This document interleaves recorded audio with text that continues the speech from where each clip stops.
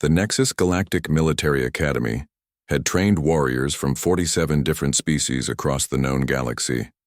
In its 3-century history, the institution had produced legendary commanders, decorated heroes, and tactical geniuses who defended countless worlds.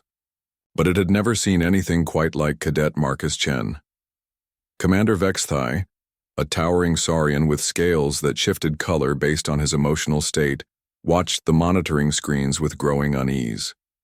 His scales had been cycling through shades of deep purple, confusion mixed with concern for the past 6 hours as he observed the humans in Trial Omega-7, the Academy's most brutal endurance test.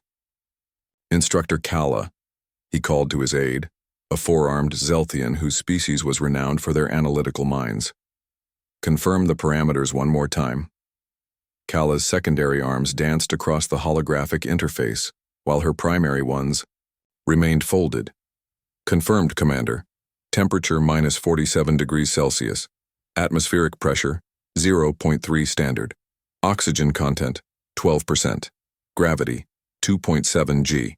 Duration, 72 hours with no rest periods, minimal rations, and psychological stress amplifiers active.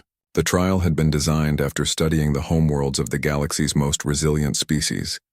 Even the hardy Krillian mountain dwellers rarely lasted more than 36 hours.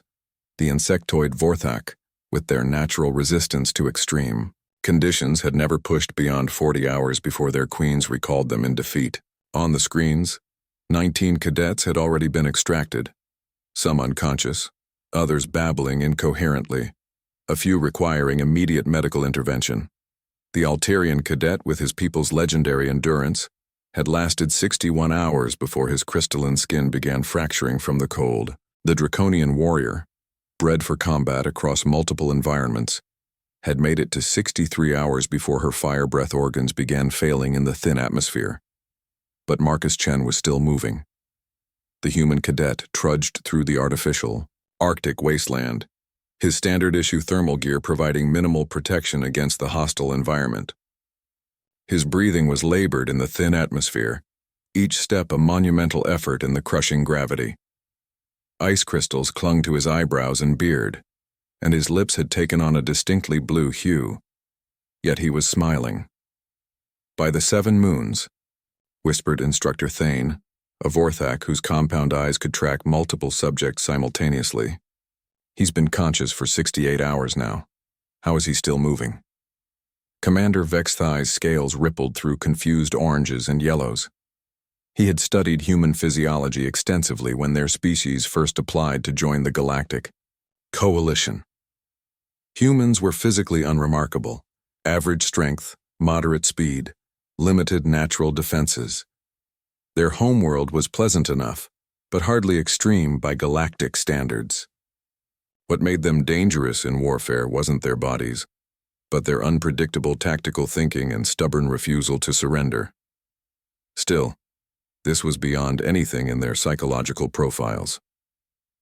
Cadet Chen, Vexthai spoke into the comm system, his translator rendering the words in standard galactic. You have exceeded all expectations. You may withdraw with full honors. Marcus's response crackled through the speakers, his voice hoarse but steady. With respect, Commander, I didn't come here to exceed expectations. I came here to finish what I started. The human's smile widened, visible even through the ice coating his face. Instructor Kala's primary arms began calculating rapidly. Sir, if he continues at this pace, he'll complete the full trial duration. That would make him the first cadet in Academy history to— I know what it would make him, Vexthai interrupted, his scales now a deep red of concern. Monitor his vital signs. If he shows any indication of permanent damage, we extract him immediately. But Marcus Chen's vitals, while strained, remained surprisingly stable. His heart rate was elevated but steady. His brain activity showed patterns the medical staff had never seen before, areas lighting up that indicated not just determination, but something approaching euphoria. As the 70th hour approached, the remaining Academy staff had gathered in the observation deck. Word had spread through the entire facility. Cadets from other programs pressed against the windows, watching this impossible human, who had turned their understanding of physical limits upside down. "He's talking to himself," Instructor Thane reported, his mandibles clicking in agitation.